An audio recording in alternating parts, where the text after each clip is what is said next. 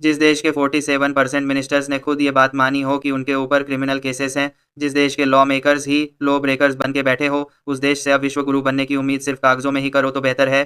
तो समझो कि एडीआर की एक रीसेंट ऑफिशियल रिपोर्ट के हिसाब से यूनियन और स्टेट कैबिनेट में टोटल 3 मिनिस्टर्स सी 302 मिनिस्टर्स ने, यानी कि 47% ने इलेक्शन कमीशन को दिए गए एफिडेविट में ये खुद बताया है कि उन पर क्रिमिनल केसेस हैं।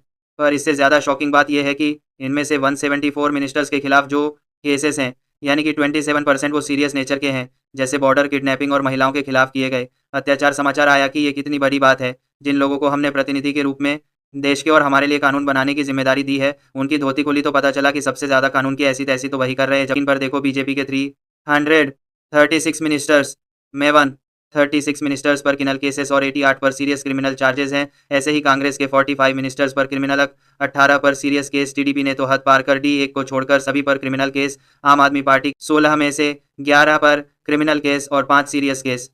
इससे यह बात का एहसास आपको अवश्य होना चाहिए कि आपके वोट में ही देश का फ्यूचर है। बहुत सोच समझकर नेता बनें।